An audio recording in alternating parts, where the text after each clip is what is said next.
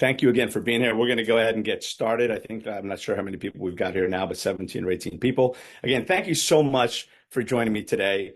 Again, I know that time is our most valuable asset, and being our most valuable asset, it's that one thing that once you give it away, you can't get it back. But I promise I will not disappoint. I will not take your time lightly. And thank you again for being here. And you will get value from this session. I promise you, there's going to be tools and tips that you can take to apply to your life today to get you to where you need to go. So with that said, well, it looks like my recording app isn't working. So Garth, if you're online and you're able to do that for me, turn that app on that you told me about, would be great, because I'd love to get the notes that come from it. So Garth, if you could, that would be great. So again, thank you very much for joining me this morning. Today I'm going to be talking about, as I said, my name is Tony Rodrigues. I am going to be your presenter. I am the founder of the Get Up and Grow movement, where our motto is to help you grow through what you go through. Because so many people get stuck in their past experiences, so many people get stuck in their business, so many people get stuck in different places in their relationship, in all aspects of their life. So the idea is to grow through that happens, not just keep going through it, but grow through it. Because the only way to get to the other side is to go through it, right? So you have to grow through what you go through. So my name again is Tony Rodrigues, and I'm just going to give you a little insight on who I am for those of you who don't know me. For those of you who don't know me, my name is Tony Rodrigues. A little bit about me, and I'll just do a quick, brief version, the short version. I'm 51. I've been involved in a lot of different businesses over the last 34 years or so. I've been in the real estate world for 34 years, did a lot of that along the way, everything from buying and flipping, fixing and flipping, new construction, ground up, commercial, residential, all of that stuff. I had my own real estate office for 18 years. So I've been doing that for a very long time. I've been involved in a lot of other businesses along the way. But a little bit before that, I am an immigrant. My parents, I immigrated here, and they came in through the right door. About, I guess, I don't know, I was 6 years old. So that was 45 years ago. And came from Portugal. Life was not easy growing up. I had a lot of tumultuous childhood, a lot of violence, a lot of abuse along the way. And so I went from being, just a regular kid. I was a depressed kid for a while. I was suicidal at 16. God has a sense of humor. So on my 18th birthday, I had a massive car accident where I had that near-death experience. I died and then saw myself, and it changed my life, changed my perspective on life. I decided then that if I was going to die tomorrow, that I would live today, and that life is to be experienced, tasted, and not just survived. I was a shy kid until my 18th birthday. That all changed. That all changed on that day. I was still in high school, but I came out of high school still not really believing in myself, because I was told growing up, the whole time I was growing up, that I wasn't smart enough, I wasn't good enough, I'd never amount to anything. That's the unfortunate reality of how I grew up. So because of that, I never went to college, because I didn't want to prove anybody right. I didn't want to prove to people that I was not smart enough, that I wasn't good enough. So I never went to college. But this life-changing experience also changed me dramatically. At that time, I got into real estate, and I started doing fairly well. Of course, dealing with the repercussions of the car accident, really blamed a lot of stuff on my past. I wasn't letting go. I wasn't growing through what I had gone through. And so I blamed a lot of things. My fuel, the fuel of choice for that machine, for how I was pushing through in life, was anger and rage at some point, and resentment for the way I was brought up, for even, and I've forgiven my father and everything else, but for all of those things. And we're not going to get into that side of the conversation. I'm just giving you guys a little bit about who I am and why I am. So I got into real estate right out of high school. Bought my first home myself when I was 21 years old, but I had already been selling real estate at the time. Started my own real estate office when I was 25. So I saw a fair amount of success. However, all the time still being angry and resentful for what had happened in the past. But I had achieved one of my goals of beating my father, quote unquote, and making more money than he ever did. And I did that. And again, I broke the mold of a lot of different things, and I broke the cycle of violence and all of those things. So I'm happy to report that. I had another life-changing, I've had several life-altering moments moving to the United States, and that was a very traumatic experience, being suicidal at 16, dying at 18. And then the next one was my first Tony Robbins event. I went to a Tony Robbins event, and some of the things that I learned there absolutely changed my life. Uh, the first one would be that, where focus goes, energy flows, right? If you focus on what's good, you see more good. You focus on what's bad, you see more bad. And I'm going to get into it a little bit more later on in the session today. So I'm going to get a little bit more into that. And then, of course, the other thing is that life is happening for us, not to us. Now, I did adapt that slightly to say that life is happening for us majority of the time. 80, 90% of the time it's happening for us. Sometimes, other times it's just happening. It's not happening for you. When you lose someone, when you have something bad happen, it's not necessarily happening for you. It's happening to someone else and it affects you. So that's just life happening. But it's how you respond to those things that happen in life that ultimately are going to determine who you are, right? It's not what happens, it's how you respond to those things. But the big lesson that I got in that time, at that time, was that childhood that I had, I didn't have the childhood that I had growing up the way I had. You know what? If I could, could I ask somebody to be my co-host so you guys can manage and turn off mics? Because at times that might happen. Thanks, Garth. Let me just make you a co-host. Thanks, brother. So one of the things that I really recognized is that childhood that I had, I didn't have who I deserved. I didn't have who I wanted, but I got who I needed to be the father that I am today, to be the man that I am today, to be the husband that I am today, to be the compassionate person that I am today. That accident that happened in my life, that took my life at 18, didn't come to disrupt my life because that was the biggest thing for me. I said, I'd give everything, anything that I've got going on in my life right now, all the money and success and everything else, to not deal with the pain, to not deal with the memory loss, to not deal with the issues that I was dealing with. Because this accident came to derail me and knock me off course. The reality, my friends, is that it didn't come to knock me off course at all. It came to knock me onto the course I should have been on the whole time. So that's just a little bit of my backstory. I've gone on to, and I'm in the next slide, I'm going to talk a little bit more about who I am and what some of my experiences are and some of my for lack of a better word, some of my qualifications are. But I did want to just give you guys a little bit of my backstory. Aside from that, again, I've been in multiple businesses, and several of you know I'm also a beekeeper, and I'm an organic gardener, and I do all these things. I skydive, I scuba dive. I'm the guy that really likes to live, because again, life is to be experienced, not just to be survived. I want to thrive, not just survive. And so I would encourage all of you to do the same. And this is just a little taste of what that's going to be. So who else am I? Listen, I've been a real estate broker and investor for many years. I'm a leader. Can you hit that mic? If you guys could, if you can mute yourselves, that would be great, because sometimes the reverberation that comes back out, I'd appreciate it. So, I'm a speaker. I'm a trainer. As a matter of fact, I'm a Tony Robbins trainer. I'm an influencer. I host weekly inner circle masterminds, at times destination masterminds, events, meetups, signature dinners, and VIP days.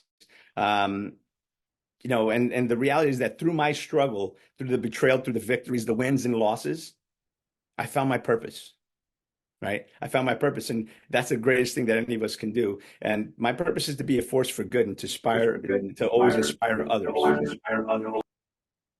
Yeah, if you guys can please mute yourselves, and Garth, if you can get that mic, I'd appreciate it. Thanks.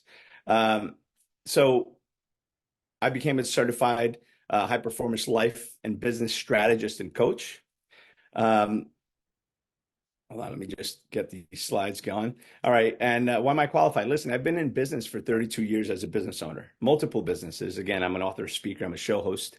I've helped thousands of people have breakthroughs and really get to the other side of whatever they're working with. And I've done that on my own, through other people, with other people, through Tony Robbins. I mean, if I count that, it's been thousands and thousands of people throughout the years.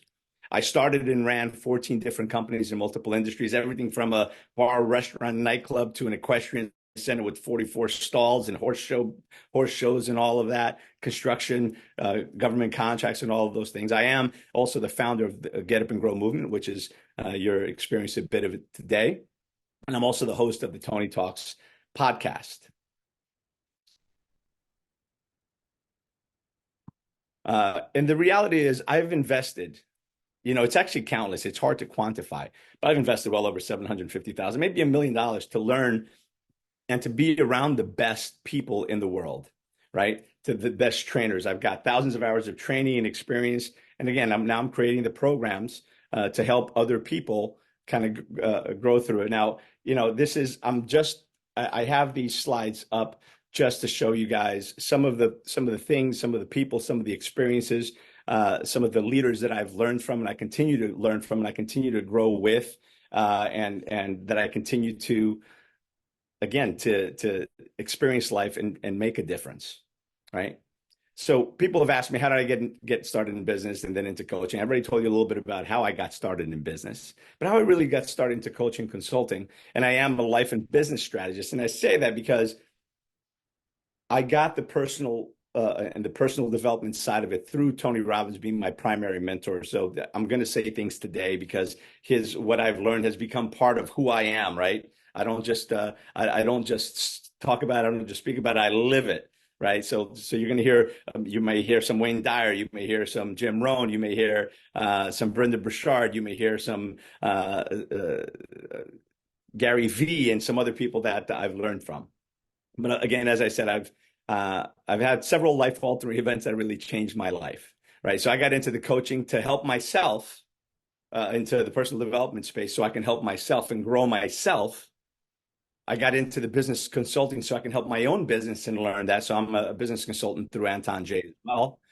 So I've done all of this to help myself, and now I'm here to help all of you do it as well. Again, I've been in the personal development space for 25 years. And that's just a little bit about who I am. So what is Get Up and Grow, right? You may be asking yourself, what is it? It's a movement that I designed to help you grow through what you go through, to get unstuck, to find your way back to happiness and fulfillment. Because there's so many people that are successful in life by many people's standards, but they're miserable at home, right? What's the point of having having financial success and having all the things, but not have anyone to share it with? Or if the people that are sharing it with are shallow and they're with you because you have those things, because you give them that access or whatever it is. So Get Up and Grow is about focusing on what's more important in life, on your goals, your dreams, your outcomes. It's on focusing and elevating the human spirit and mind and spirit. Focus on helping you become a better leader in all areas of your life, at home and in business. So we're just going to future pace you a little bit and tell you I should probably say, who does this work for? This works for anybody that's just feeling disconnected, that's looking for fulfillment, that's happy, but they know that there's more, right? That maybe you've lost your mojo. Maybe you're just unhappy. Maybe you're looking for something else. This is for you who's young at heart, or maybe not even so young. Anyone looking to take their life, their relationship, their connection, their influence, and their business to the next level. It could be business owners, it could be realtors, it could be a host of different anyone in insurance and finance, in life. Anybody that's really got a pulse can benefit from a lot of the things that we're going to talk about here. So let me just take a little sip. By the way, that they talk about that hydrogen water. I've been doing this for about 2 weeks, and I think I do feel a difference. This is not a plug for hydrogen water or for the hydrogen bottle, but maybe that's something I should think about.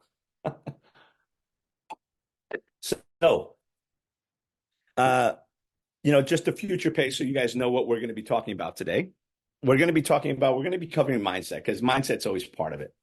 And then I'm going to go into the triad, and I'll explain more about that. That's how you can really get to change your state in a moment, right? Oftentimes we're depressed, we're sad. Anyway, I'll get a little bit more into that when we get to. Then we're going to talk about the 6 human needs, which I love because it's so important to understand who you are, and it makes it easier for you to understand what other people are. The other part of it is secret number 1 is your story, right? What story are you telling? And then secret number 2, H and certainly Garth, you're going to love it. It's gratitude. going to talk a little bit about gratitude as well. And then, of course, the ever important forgiveness. So we're going to be talking about forgiveness as well. So let's get to, I got to get better at moving these slides. So, let me ask you a question. What do you really want? Right? What does anybody really want? We all want to feel seen, heard, understood. We all want to be happy. We all want to have that love and connection. We want to have self-confidence. We want to have the high self-esteem. We want to have that fulfillment, financial freedom. We want to make a difference and to leave a legacy. And at this point, I'll tell you that leaving a legacy, it's not what you leave in people. It is what you leave for people, right? What are you leaving for people? That's the important part. What are you leaving in people? Not for people, but in people. The impact that you're making. That's what's really ultimately important, and the goal that I have and the goal that many people have, right? So let's talk about state, right? I mentioned state before. Oh, let me go back. I'm getting ahead of myself. I have a slide out of order here. So this is the formula for changing your state. State being your emotional state, how you're feeling right now in the moment. Like right now, I want you to all take a gauge of yourselves. How are you feeling? How are you feeling right now? Are you feeling up? Are you feeling down? Are you feeling happy, excited? Are you feeling sad, bored? Well, here's what I can tell you. That the first thing, the easiest way to change your state at any given time, right? And as a trainer, we're taught this, that when somebody's stuck or they're in a negative place or they're sad, they're depressed, they're suicidal, whatever it is that we're dealing with, the first thing we do, the first thing they teach us is to change their physiology. Have them stand up, take a drink of water, take a sip of water, take a deep breath, eyes up, eyes down. Oh, okay, their eyes are probably down, eyes up, shoulders back. And I love it when Tony says, if you can envision how if somebody's depressed, how are they sitting or how are they standing? You can tell. If I ask all of you, they're probably looking down, the shoulders are dropped down, they're breathing shallow, their face just, say, I'm happy, but their face isn't telling you something else, right? So the first one is about changing your state, right? Motion equals emotion. So when you change, when you move, when you breathe, right? When you stand, just take a deep breath, just pop your chest out a little bit and smile. And I guarantee you, however you were feeling before, you're feeling a little bit better right now, right? Just by changing your physiology, right? So physiology first, you change your physiology and you start to change. Number two, so again, this is the triad, right? The pyramid, this is the side of the pyramid. Number two is focus. I was saying it before and I'll say it again, where focus goes, energy flows. What you focus on expands, except most people, not most, many people, but most is probably appropriate, but many people focus on what's wrong in their life. They focus on what they don't have. They focus on the problems instead of focusing on what's right, focusing on what they do have, focusing on the solutions. Because if all you do is focus on the problem, your mind isn't big enough to find the solution. I think Einstein's the one that said the same mind that created the problem is not the same one that will find the solution, or certainly not the same mindset, right? So it's changing your focus. You can have 5, 10 gnarly, horrible things happening in your life or in your business right now, even in your health, right? But there's 1 or 2 or 3 good things that are happening. So you can choose where you focus is what you're going to find. Seek and you shall find. And what you find depends greatly on what you seek, right? So focus, change your focus, change your life, right? Start focusing on what you do want, not on what you don't. If you focus on shit, my friends, you're going to get more shit. If you focus on beautiful things, you're going to find more beautiful things. Right now, you can look outside and even if it's raining, you can find a reason or find something that you can focus on, be grateful for, which we'll get more into gratitude later on. And again, that changing your focus to gratitude is a huge part of it. And then, of course, the next thing is language. Words matter. Words matter. And the words that you speak to other people are very important. You can affect other people's emotions. And the people that are really good at it are really good at it, right? They can really knock you down. The narcissist, the this or that, they're masters at knocking you down. I guess the solace in that is that they're really just as good as knocking themselves down, right? So the words we use matter. That we use words on other people. You would never tell a baby, "You're stupid, you're ugly." Well, my dad did, but that's not the point. Uh, right? But you would never tell a baby or a toddler or a young kid how dumb they are, or how stupid, and you wouldn't have those conversations with people like that, right? Yet we tend to have those with ourselves. So the words we use for other people are important. The words we use for ourselves are even more important, because the words we use for ourselves can either empower and build up that inner child, or they can knock the shit out of you. They can empower that king or that queen inside you, or they can knock that down. That warrior can prop you up and make you say go, and you go, or it can knock you down and weaken you. So the words that you use matter.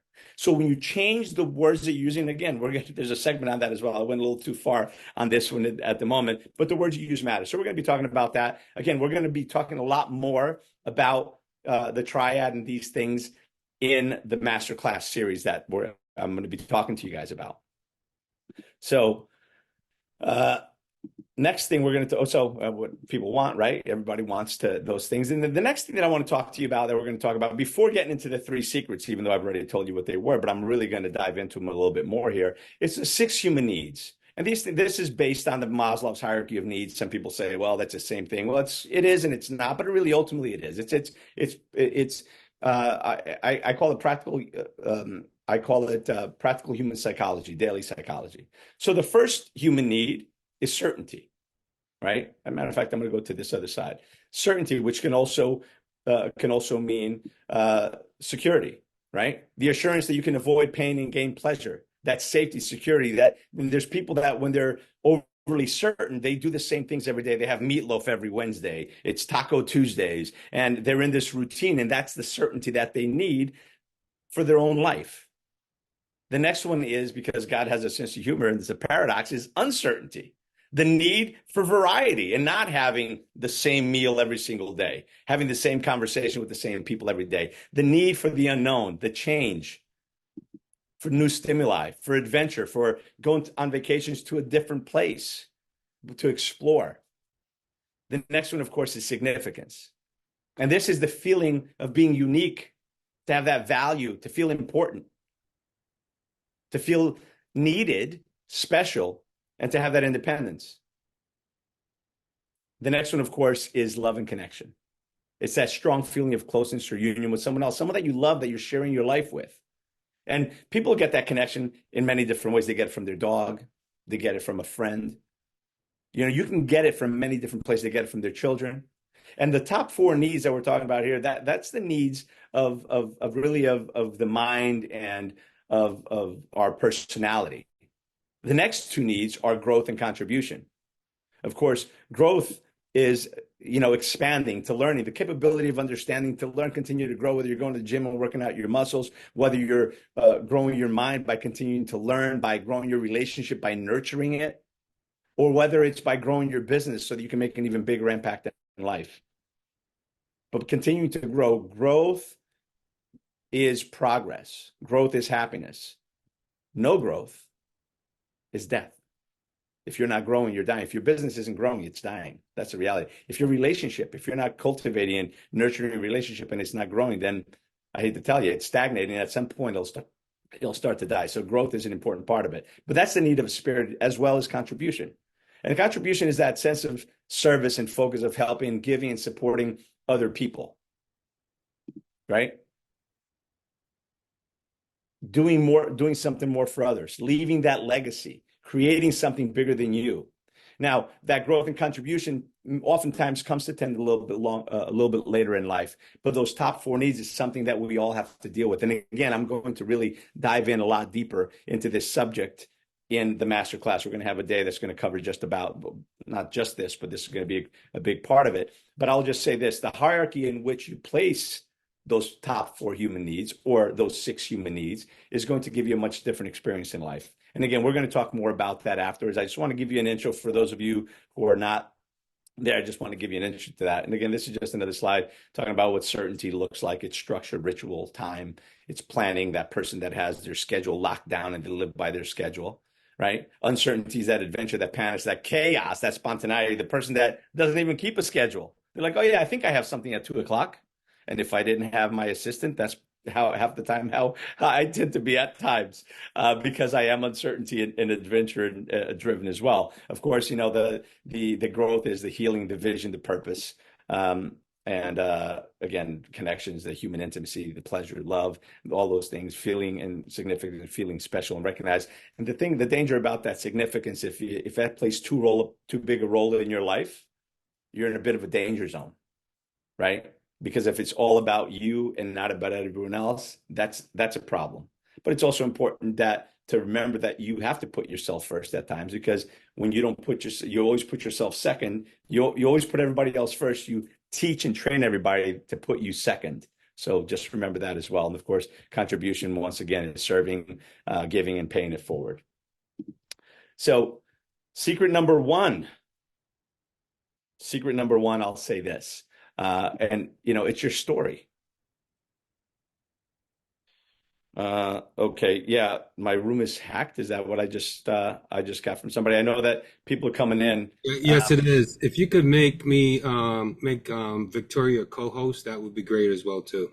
Okay, if there's any problems like that, by all means, just do please let me know, because I did see people are coming in and trying to get access, and I keep, when you guys see me hitting the screen, it's me trying to just saying no to people, because that's I'm not sure. I mean, like I said, we're in a weird time right now in this country. We're very, very fragile in our technology, and hopefully people are tying it up and locking it down.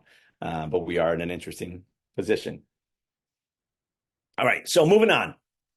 Secret number one, it's your story. Yeah, if whoever somebody's monitoring the chat, just clear that chat out. Thank you for that, guys. I do have my notifications off, but there's a few people that are in there, and I'm getting it because you guys are in my get through page on my phone, or my get through list.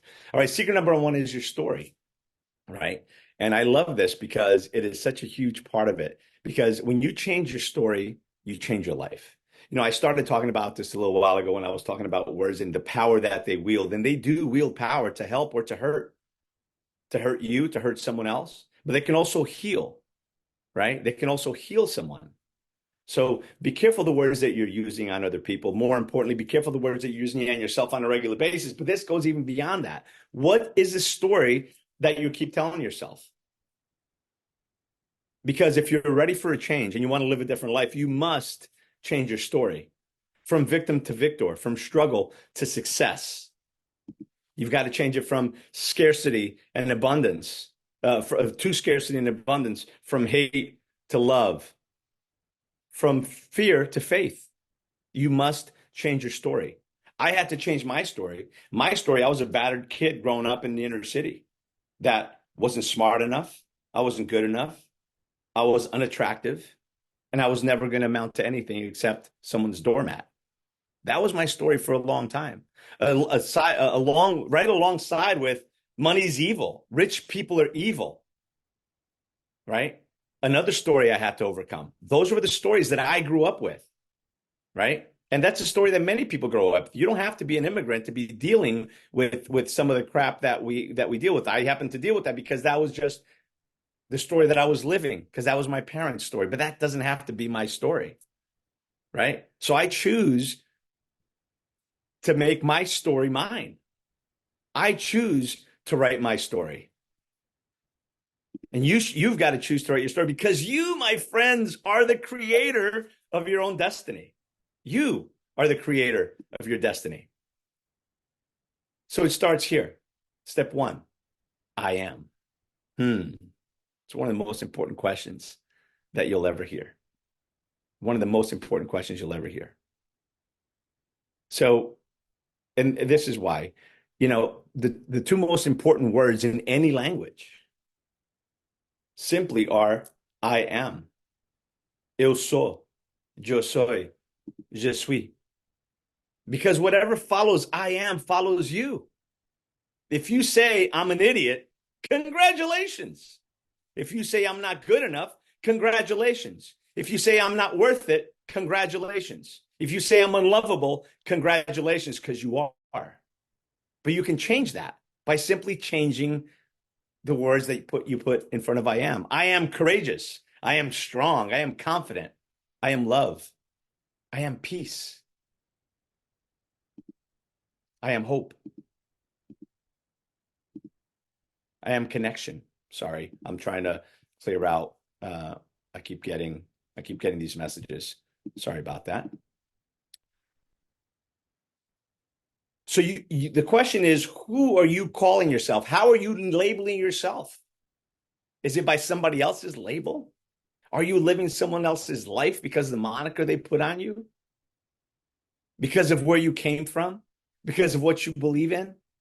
Because of where you started? Because of the color of your skin? Because of your accent? It's all bullshit.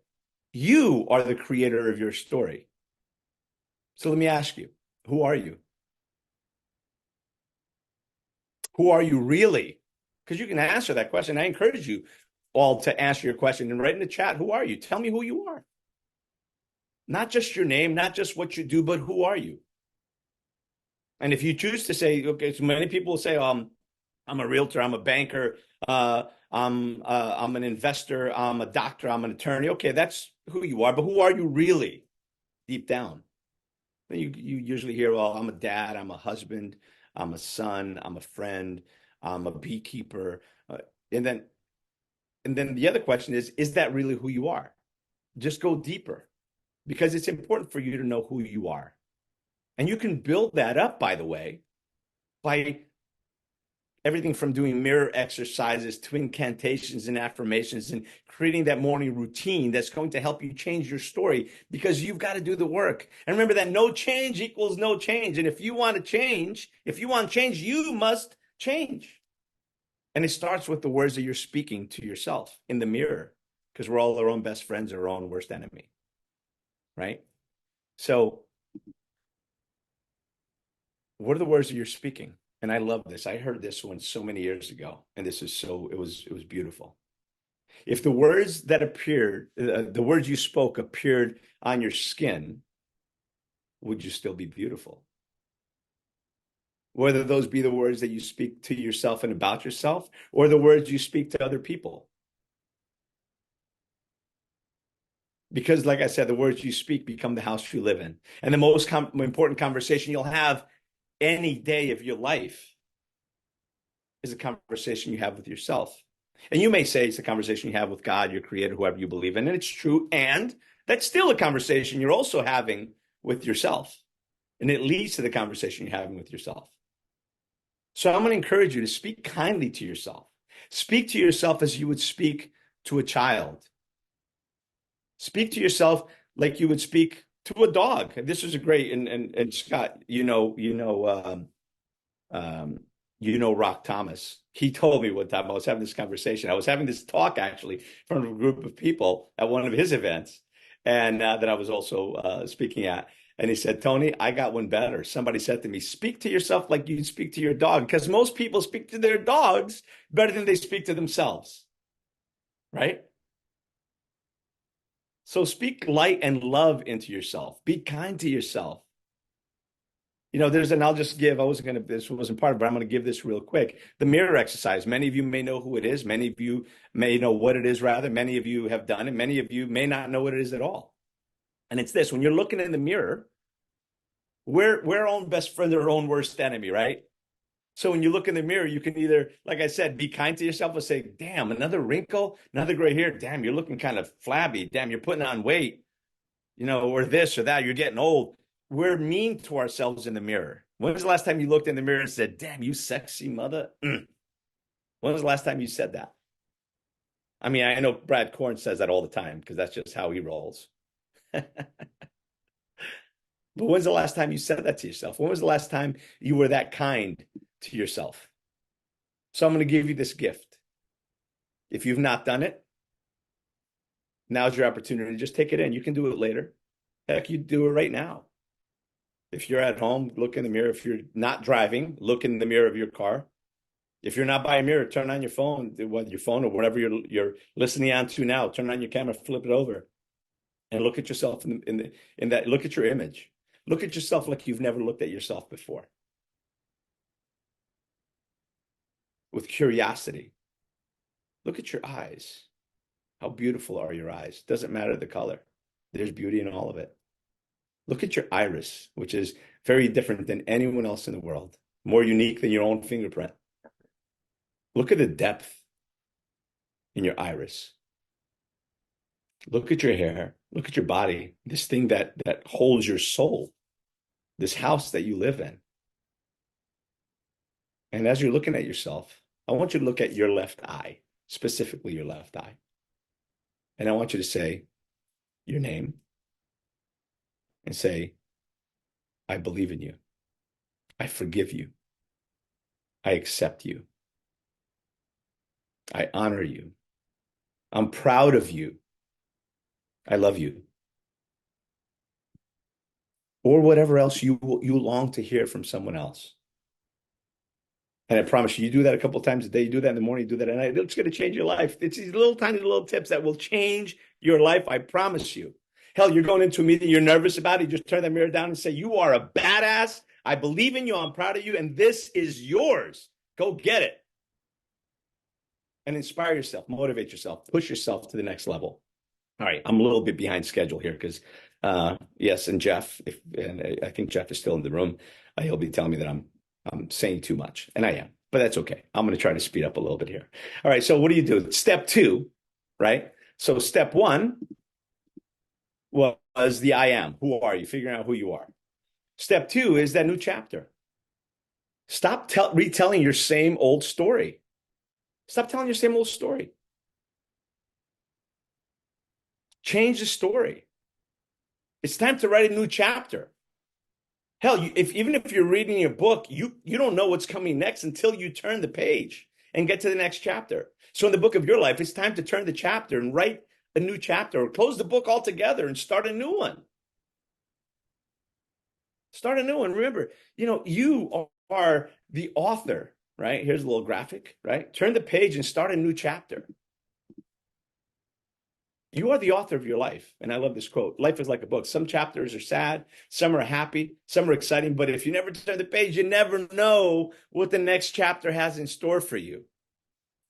Right? So change, turn the page. Turn the page. And remember that you are the author of your own story. Stop living somebody else's life. Stop letting somebody else hold the pen. And remember that you're the hero of your own story. Nobody's coming to save you.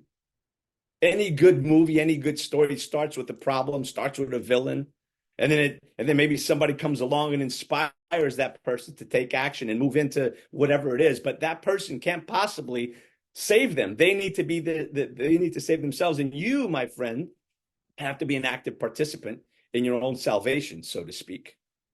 Right? And be your own hero. Step into that. Own that. Because you are the hero of your story. So let me ask you this. Next is step 3 is to write your new story. And the question is, what will your new story be? Who will you be in that story? Is it going to be a love story? Is it going to be an adventure? Maybe it's going to be a comedy. God knows. Sometimes it feels like mine is. Is it going to be a drama? I don't want it to be, because I've had plenty of that in my life already. But inevitably, there's more drama to come. But you got to take it with a grain of salt, right? You got to take it with a grain of salt and be able to navigate all of these things. And remember that laughter is the best medicine as well. So make sure that you're putting a little fun in. Make sure that you laugh a little bit each and every day. I should have put that as the 4th secret of living a happy, more fulfilled life is laughter, because it's such a huge component of my life, and it should be of yours as well. Because laughter can diffuse situations. Laughter can connect you with people. Laughter can take you out of a dark place or pull somebody else from a dark place. So what's your story going to be? And whatever story you're writing, make sure it's worth reading, my friends. And again, this topic is going to be covered more in depth in that masterclass as well. So a little graphic here of I am, because it's powerful. and an exercise that you can do. And if you don't have a morning routine, and I've done videos on morning routines as well, that's going to be part of a little part of the master class as well, is something called incantations, right? The words that you speak, as I mentioned, become the house you live in. Why? Because you enchant yourself into believing who it is that you say you are. You know, we're all familiar with the story, the fairy tale of the prince that became a frog, and only when a queen would kiss him, a princess would kiss him, would he be able to be a prince again, right? We all remember that story, right? Who here remembers that story? Put a 1 in the chat or something. Let me know that you remember that story. There you go. So here's the reality. Did the evil wizard really turn him into a prince, or was he just a master of the tongue? Was he a master of using the words? And did he convince the guy that he was a frog? Because he enchanted him into believing that he was a frog. I don't believe he turned into a frog. I believe that he believed he was a frog, not worthy of love, shitty, low self-esteem, no self-confidence. I know a lot of frogs that are walking around among us today simply because somebody enchanted them, and they've never learned that they can actually change the programming and incant themselves. As I mentioned before, the words I am are the most important ones. What follows I am follows me. So who are you? Who do you want to be? Is it courage? But when you say, you don't say, I'm courageous. I'm courage. Yeah, I'm love. I'm strength, and yeah, I'm certainty. I'm committed. Yeah, sure. Yeah, of course. That's bullshit. You don't believe it now when I said it, and I certainly don't believe it myself. So it's about, when you're doing those incantations, it's about stepping into the emotion of it. Motion equals emotion, right? So when you're moving and you're speaking out and feeling it. So when you say, I am courage, right? Feels different than I'm courage, or I am love. Feels different than I am love, or I am faith. Feels different than I am faith. I'm hope. I'm determination. I'm tenacity. I am a leader, right? So the words that you use along with the inflection of those words. And again, more on this in the next in the master class. Wow, we're still only on secret 2, and we're about 15 minutes behind schedule. All right, let me see if I can speed this up a bit. So secret number 2, of course, is gratitude. And again, this is one that is near and dear to me. And what's gratitude? Gratitude is nothing more than a positive emotion that involves being thankful and appreciative for and ultimately the solution to most of the stress in our lives, right? It's doing something kind to someone to show them that you're grateful, maybe just a kind word, maybe saying, hey, thank you for that. But more than that, you being grateful for that, paying attention to the small things in your life that bring you joy and peace. To be grateful is everything, right? To be grateful is everything. There's so much in the world to be grateful for.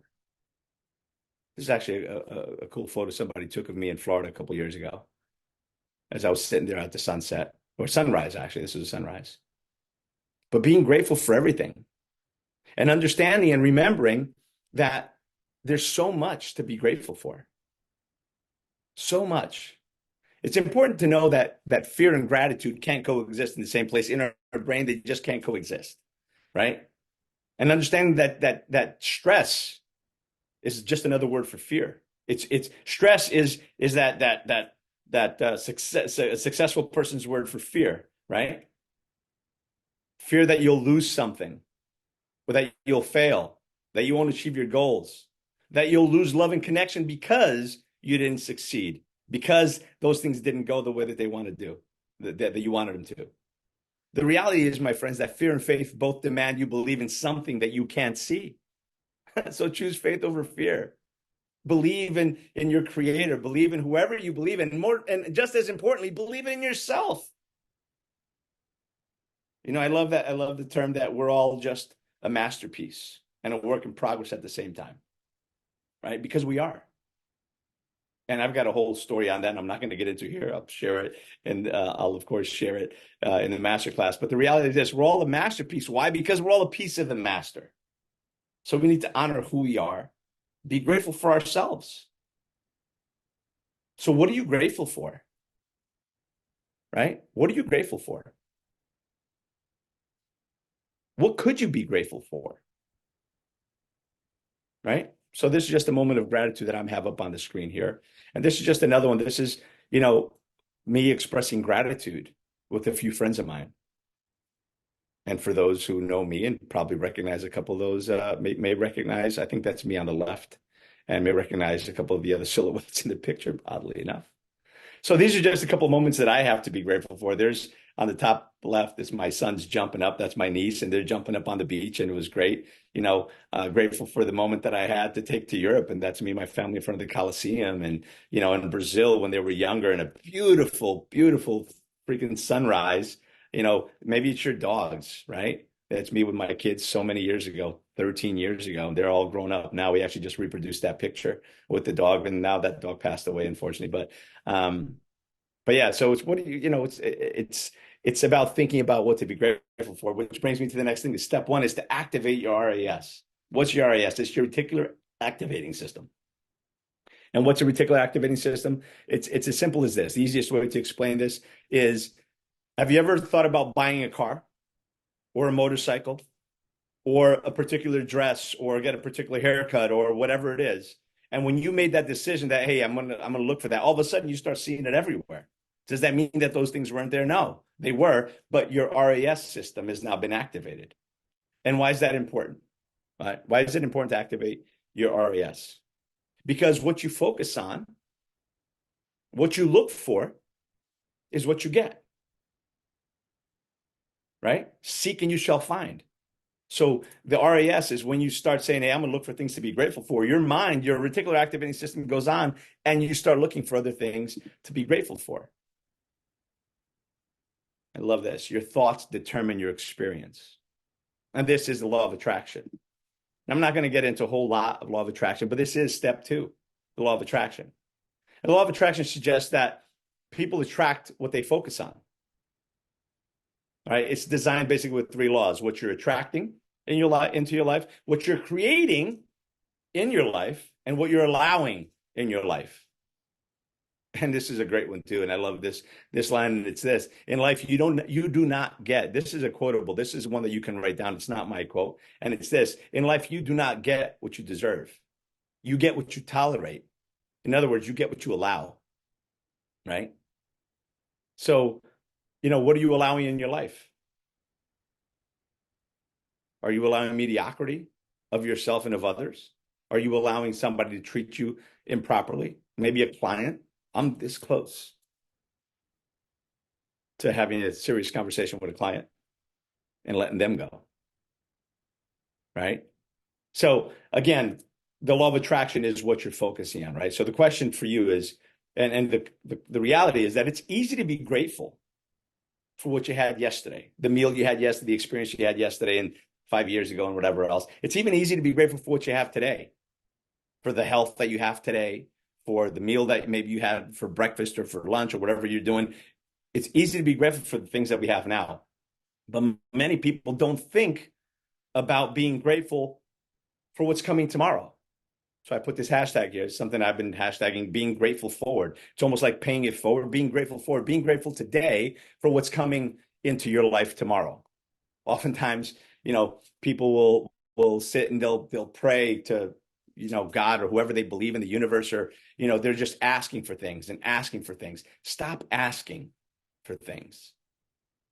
Stop asking. Just take a moment to say thank you, to be grateful for what you already have.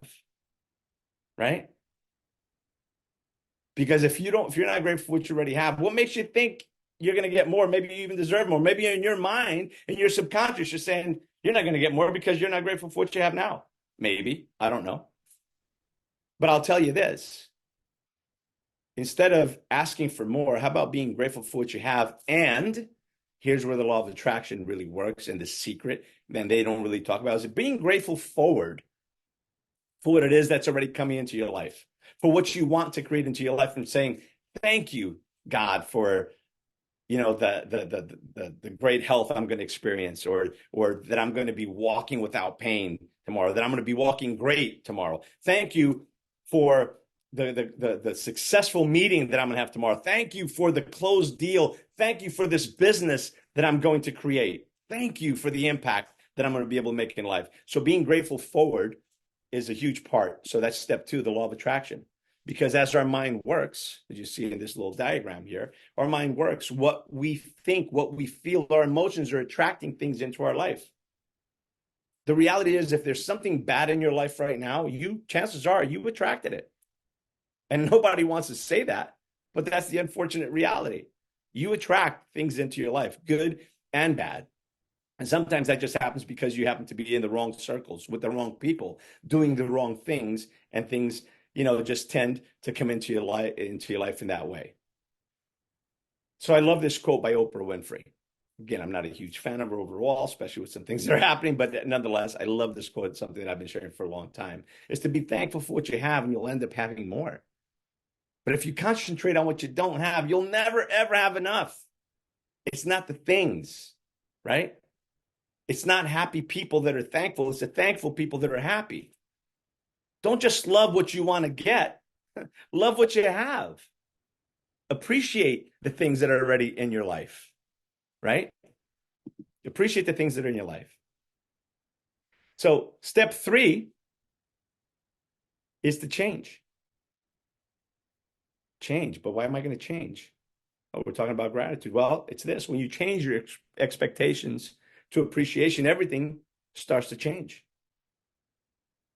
Everything starts to change.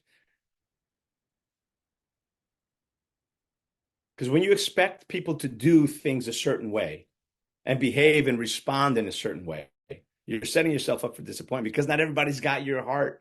Not everybody's thinking the same way you're thinking. Not everybody has the same intentions that you have. So when you start instead to appreciate the people and opportunities, blessings in your life, despite it maybe not being scripted, but despite it not going exactly the way you want, life starts to change. Life starts to change. Again, we're going to be talking a lot more about this in the upcoming masterclass. And I love this quote by one of my mentors as well, is if you change the way you look at things, the things you look at change. Man, Wayne Dyer went way, way too soon. He was brilliant. If you've never read some of his stuff, just read a couple of his books. It's life-altering. All right, we are at step 3, my friends, forgiveness. I love this one, and this is one that's so important. This is one of the things that people want most, but have the hardest time giving. Yet it's the greatest gift that they can give, not just to others, but more importantly, to themselves. And what is forgiveness? Forgiveness is a conscious, deliberate decision to release feelings of resentment or vengeance towards a person or a group of people who've harmed you, right?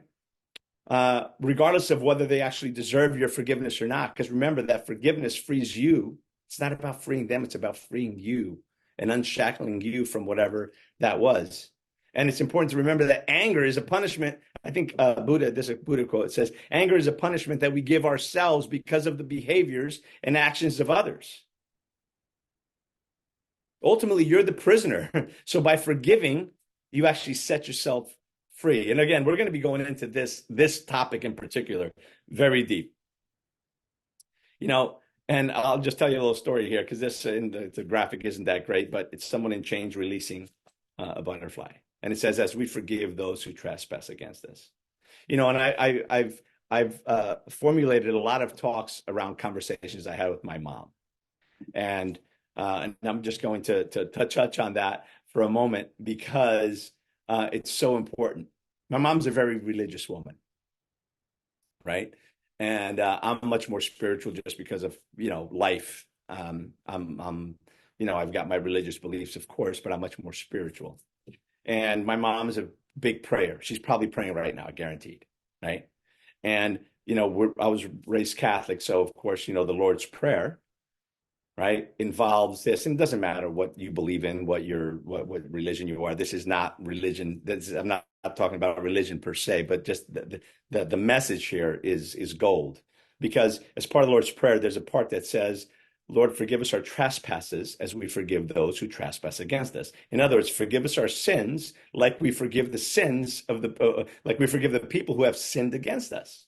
So I was having a conversation with my mom one day. Not only did I tell her she was praying wrong, and instead of saying, God, please let me be pain-free tomorrow, I would tell her, thank God for being pain-free tomorrow, or thank God for feeling great tomorrow. You even take pain out of it. Because again, the law of attraction. Well, in that same conversation, we were talking about forgiveness. And for those who know me and have heard me share the story, of course, I had a rough childhood growing up. And my mom didn't have a great marriage. My parents didn't have a great marriage there either. They're both still alive. They're still together. There's issues that are happening now with health and whatever else. But going back to the forgiveness, my mom has never forgiven my father. My mom has never forgiven the people that have harmed her in life. She just holds that unfortunately, and I've done what I could, but as I say, says you cannot be a preacher in your own city, right? Or a prophet. You cannot be a prophet in your own city. So as much as I try, and it alleviates things, but it never really goes all the way. So I told her, Mom, you're praying wrong. And she's like, what do you mean I'm praying wrong? How dare you? I said, I've been praying for every year. I said, I know you have. But when you say, forgive us, God, forgive us our trespasses, as we forgive those who trespass against us, you're either lying to God or you're telling God straight out, don't forgive me anything because I don't forgive shit. I don't forgive anyone, right? So are you forgiving others? Because if your forgiveness, the forgiveness of you and your actions was based on the level of forgiveness you gave to others, how deep would that be, right? So forgiveness is a huge, huge thing. And again, I go much deeper into this in the masterclass. So step one, and I'm going to give you this formula, but the reality is this is a multi-step process that I know that with at least one of you, I've already taken you through. It's a multi-step process that I take with my clients that begins with a closed eye process and breathing exercises. And only after an emotional stacking exercise am I putting in some fail safes because, this is a difficult process. And there are 5 steps to forgiveness. And I'm just going to go over them with you really quickly. It is something that I'm going to do in the master class and just take people through this closed eye process. But I'm going to tell you what they are really quickly. And it's this. You got to forgive the situation, even the location and wherever that thing happened. Next, of course, because people don't usually do that. They just say, I forgive the person. Well, maybe you do. But next is to forgive the person that hurt or offended you. And then, of course, the next one is, and people say, well, I don't have to forgive God. I don't have to forgive my creator. You may be right. He doesn't really need your forgiveness, but for your own forgiveness and for the process, you have to forgive him because inevitably you said, why me, God? Why did this happen to me? What did I ever do? Well, in essence, you are blaming God. So if you're blaming him, then you've got to forgive him. That's step 3. And I'm going to skip to step 5. Step 5, of course, is forgiving yourself. And most people say, well, I already forgave myself, or I don't have anything to forgive myself for. You may be, and I understand the feeling. And the first time I took somebody through this process that I created a few years ago, it was with someone that had been physically abused as a child. Sexually and physically abused as a child. So how do you tell someone, step 4, by the way, is take radical responsibility for your role in whatever happened? That's harsh. And I know it's harsh. Stay with me for those who I just pissed off. Stay with me. And this is where the hard work comes in. Because it's not about accepting responsibility for your role in it per se. It's about taking just that one moment and saying, perhaps, because maybe you were just, hell, I had a massive car accident. I wasn't driving. It wasn't my fault. I was just in the wrong place at the wrong time. So just take responsibility for being alive at the wrong time and place in life. That is all. Because in order to forgive yourself, you have to accept responsibility for it, even if it's just a tiny little bit. And then you have something to forgive. Because people say, well, I don't have anything to forgive myself for. Well, okay, that may be true. And the reality of it is on the other side, you blame yourself. Why me? Why did I do this? Why did it happen to me? What could I have done differently? Well, inevitably, that's you blaming yourself, right? So again, this is kind of a tough process, but I promise I'll walk everybody through it. And I consider not even putting that in it because this is a very sensitive subject and sensitive way of doing things, but I promise you, it will change your life and get you to a whole nother level of forgiveness that you didn't know was possible. Look, I put this graphic up because this is what so many of us do. We're hurting from past experiences, past relationships, past hurts.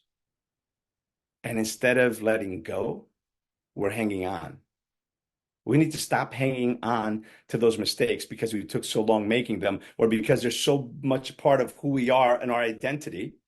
And perhaps it's because that's what gives us significance. That's what gives us certainty. That might even be what gives us connection. But the reality is, my friends, it always hurts more to hang on than it does to let go of the things that hurt you. Because you have to let go of the things that hurt you. Otherwise, you take bad experiences from other relationships and you bring them into new relationships, and then you wonder why that relationship didn't work. You've got to let shit go. It hurts more to hang on than it does to let go. And I get that it's tough to let go. I get it. Love this quote from Buddha as well. For every person you forgive, you heal a wound of your own. You know, there's another quote that I didn't put in here that is absolutely powerful. And for those who know me, know that quotes have driven a lot of my own growth and my own development and helped me to help other people. And it's this: if you don't heal what cuts you, you'll bleed on people. No, if you don't heal what hurts you, in other words, forgive. If you don't heal what hurts you, you'll bleed on people that didn't cut you. In other words, you'll bring the messes of the past into the future and destroy future relationships, future opportunities, whatever it is. So be careful and let go and forgive. Next step, step 2, is to blame effectively. It's to blame effectively. You know, we're often quick to blame others for what didn't go well in our relationships. Maybe we blame our parents, like I did for so long, for how we were brought up or lack of opportunity. Perhaps we blame an ex for things not working out the way you would have wanted. And you may very well be right. You may very well be right. But the reality is, if you're going to blame people for the bad things that happen in life, then you must be effectively with the blame and blame them for the good that came out of that relationship. And you may say that no good came from it. And I'm going to push back and challenging you and ask you, is that true? Because here's the thing. What did you learn from those difficult times, from those difficult situations? How much stronger and more resilient are you for having maybe gone through it? What beautiful memories did you create, trips that you took, experiences that you had? How about your children? The kids that you have, you may have, whatever, it didn't work out, and you may have gone nuclear, you may hate them, but you know what? You have something beautiful from it. So out of every rose has its thorns, so to speak. And you can't love the rose but hate the rose bush. You just simply can't, because there can be no rose without the rose bush. Just like you can't truly love yourself if you hate anything that it took to create who you are. And you, my friend, are a compilation of your life's experiences, the good, the bad, and the ugly. And the ugly, those difficult days, are the most important days of your life that shaped you and sharpened you into who you are. So be grateful for the person that put you in that forge, in that fire, regardless of how much it hurt, regardless of how much you don't want to. You've got to kind of give credit where credit's due. If not for the fire, if not for the forging, you wouldn't be the strong badass that you are today. And you may feel yourself, no, I'm not a badass. Well, yeah, you are. Because congratulations, you survived 100% of the worst days of your life. And you're going to survive what's coming next. And hopefully there won't be anything too difficult. But if it is, you're prepared for it because you've already been through some of those dark moments. Love this. Be thankful for all the struggles that you go through. They make you stronger, wiser, and humble. Don't let it break you. Let it make you. You've got to honor the struggle. You got to honor the struggle. There's no muscle without exertion, right? There's no muscle without exertion. So honor the struggle, my friends. It's real. So the next thing is, of course, step 3. I was going ahead of myself. Step 3 is, of course, to let it go. Let that shit go. The past is heavy. Put it down. You can't hang on to the future with both hands if you still got one of the hand one of your hands holding on to the bull's tail, you're going to get bucked the hell off. Because no amount of regret can change the past. No amount of anxiety can change the future. All that does is make the ride on that bull absolutely unbearable. And you're going to get thrown off. It just steals away today's peace and your opportunity to love and to be loved and to grow and to share and all of those things that we all want to do. So do the work to heal the past. So that when you do, by the way, so often people share stories, even on stage, that are so powerful, but then the person starts to cry and they're just going to a dark place.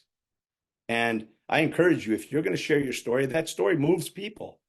But if that story is going to break you and put you down a spiral of depression and sadness for a week, don't tell the story until you're ready. You've got to do the work to heal so that when you do share your story, you're sharing from a scar and not from the wound. Because from the wound, you're just bleeding all over people, right? So share from the scar, not from the wound. The reality is, my friends, we all fall. But most people just get up and go. Day after day, they get up and go and go and go. But that's not enough. What we all have to do is we have to get up and grow. Hence the name of this movement. It's about getting up and growing through the shit that we've been through. Because the shit that happened in your life, you're not supposed to put that shit in your pocket and fill your dressers and fill your house with the shit. You're supposed to, just like when we consume food, right? And this is part of another talk that I had with my mom. It's this: when we consume food, our body takes away the nutrients, the vitamins, the proteins, everything that our body needs, and discards the rest. The other stuff, right? Now, you're not supposed to hang on to that shit. You're supposed to flush it down. But most people don't. They save it. They keep it. They put it in their dresser, and every now and then the guests come over and something comes up. You know, we've all done it. Our parents or somebody else comes up and says, hey, you know, this, you think that's bad. Look what happened. They pull that old shit out and they talk about that old shit and they revive it. They put some water on it, make sure that's, you know, they revive it. So people are hanging on to shit. They don't have their pockets full of it. They don't have a dresser full of it. They have a whole house full of it. But the reality of it is, we're supposed to take the good from those bad situations and all that other bad stuff. We're supposed to use it as fertilizer to help us grow into who it is that we need to become. Right? That's what we need to do. Hey, can somebody message Brad? He's calling me for whatever reason. And just to let him know that we're almost done. So the past is heavy, put it down. The past was a bruise, not a tattoo. You don't have to wear it like a moniker. Just let it go. Put it down. Just put it down. Hold on a second. I don't know why he's calling me. I'm still on. Sorry about that, guys. So do that. Let it go. Put it down. It's time. It's time. It's time. Just let it go. Let it go. Let go and let God, so to speak. It's time for you to grow. It's time for you to let go of the things that are holding you down. And I love this one. Everything you are going through is preparing you for what it is you asked for. Everything is preparing you for what it is you asked for. And perhaps life is just testing you. Do you really want what you say you want? Are you really committed? The reality is, my friends, if you want to have what others don't, you've got to be willing to do what others won't. That's the reality. And here's the thing: everybody needs a coach. You know, whether you work with me, ultimately you work with someone else, whether you sign up for our monthly group coaching program, or, you know, ultimately what's going to be the next level elite mastermind or community, or whether, you know, you just get on this course, because I'm going to talk about now briefly, and just hang on with me for a couple of minutes and just for me to go through this. And I'll just say this: in order to become the 1%, you've got to do what the 99% won't. And I know that, you know, the 99% got a bad rap a long time ago, but we should all be focused on getting to that 99%, to have more than what we have, not so we have more digits in the bank, but so we can have more ability to do more good, to help more people, to work on that mission that we have, right? So attitude: if you don't like something, change it. If you can't change it, change your attitude about it, right? So this is what, our inner circles, our masterminds look like when we have in-person events, when we have, get-togethers. This is us doing a priming exercise on the beach and just a little group huddle at the end there. And I love this one from Khalil Gibran. And God said, love your enemy. So I obeyed and loved myself. So just remember to love yourselves more, my friends, because the reality of it is we can only love ourselves as deeply, or rather, we can only love others as deeply as we love ourselves, and we can only accept and feel the love from others as deeply as we love ourselves. So love yourself more. And the greatest thing you can do for the people you love is to love yourself more, because then they'll feel more of your love and you'll be able to feel more of theirs. All right, so that is the pretty much the end of that segment of the presentation. Let me just tell you a little bit about that next level masterclass series that we're going to be starting at the end of March, and what you're going to get. So, the next level mastermind series, something that I've created and I'm excited about, something that's been years in the works. And what you're going to get today only, you get the next level mastermind series, which is a $49.99 value. You get a one-on-one in-person session with me, and that's worth $1,000. That's what my coaching goes for, and that's probably about to go up because of demand. You also get 2 months of access to the next level inner city community, and that's $9.97 a month. So that's a $19.97 technically, and I guess a little more than that, or a little less than that. So $19.95 or whatever that would be. So $19.97 is what you get here as well. You get an invitation to private meetups in New York City area. Is the next one that I'm going to do, to meet like-minded and like-hearted people. That's a $499 value. Of course, you're going to have access to the masterclass series once it's done and edited, and we're going to be selling that for $299. So you're going to get that included here as well. And of course, you're going to get something that I created, is 30 days of inspirational quotes that will be sent to your email or to your text message if you like. And of course, the access to the Get Up and Grow private community as well, which is something else that we're going to be doing. All of that is a grand total of $89.98. But today, if you sign up today, it's just $19.97. $19.97, you're going to get, it's going to be a 6-week masterclass series, and I'm likely going to add 2 bonus sessions to that. I'll cheat and tell you that right now. So that's what we're doing today. I appreciate everything that all of you for being here, for your commentary. And now, of course, we've got it's a question and answer time. So I'd like you to ask your questions. I know there's a lot of stuff in the chat. I understand a lot of it might just be chatter, but I'd like to open the floor to questions. And while we do that, this is a question and answer portion of it, of course. But when we do that, I'm going to leave that up. So if anybody wants to just scan that, you can go to my website. You can just scan that QR code and join me. This is going to be one hell of a journey. And I think that many people are going to benefit from it. And I look forward to experiencing it all with you, sharing it all with you. As you've seen today, I've already, I tend to overshare. So we actually did go about 10 minutes over, because we really started 10 minutes late. So it's 2:20.